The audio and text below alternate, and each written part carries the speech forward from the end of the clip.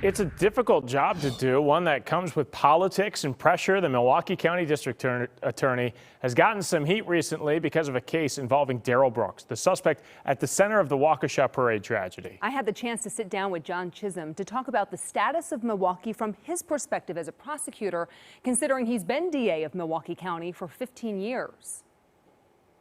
What have you seen change over the course of that time for the city of Milwaukee as a whole?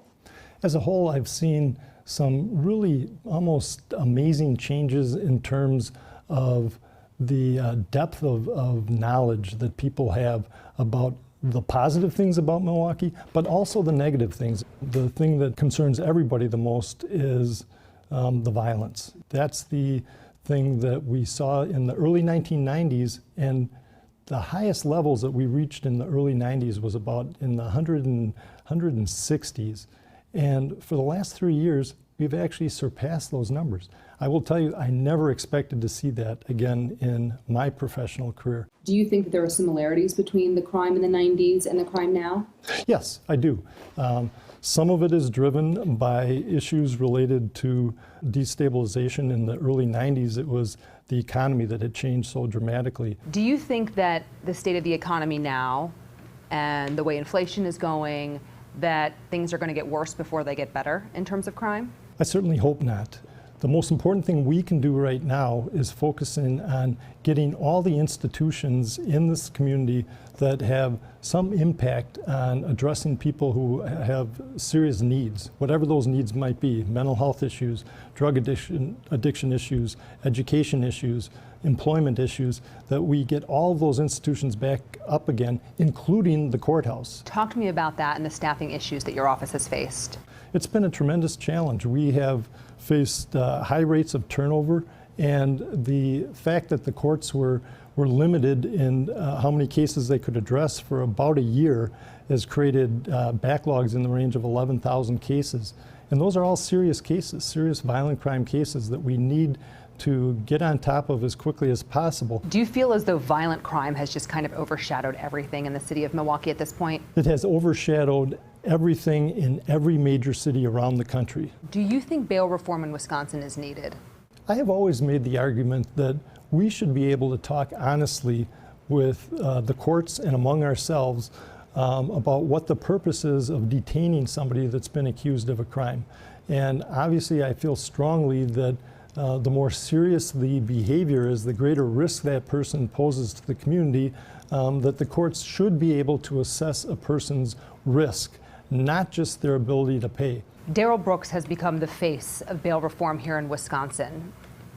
Do you think the risk assessment in his situation failed?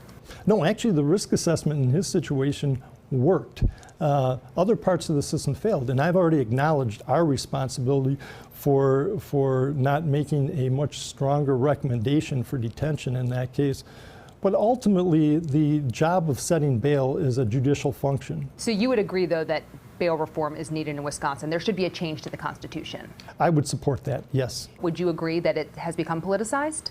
In some aspects, it's politicized. In other words, there are things you could do about bail that do not make sense, right? For example, you could say that there's going to be mandatory bail for these certain categories of offenses. And that's what's being asked right now. And that's one of the things that's being asked. I don't think that that's necessary. Why?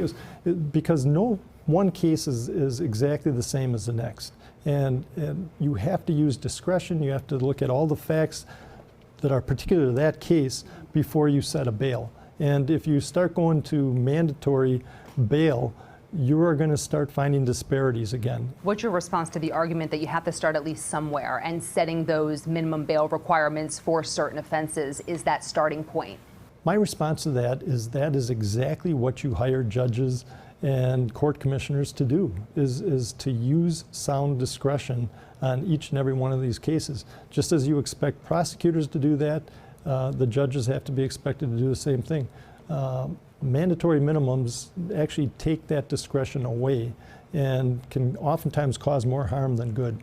You're not in the news every day, but when you are, sometimes it's good news, sometimes it's critical news.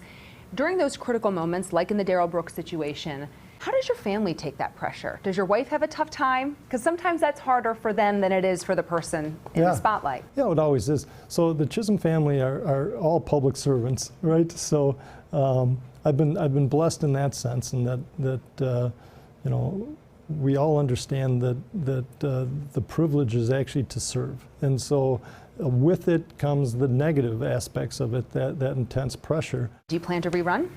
You know, I take that every year, right before the election year. I sit down and I talk to my family, I talk to the people in the office, I talk to the community, and I make that decision then. So I haven't made any decision on that whatsoever. Just focusing on the job. At this point, you think the good still overshadows the bad? I do. Hoping to keep it that way. That's it. That's our challenge. That's your job. That's it.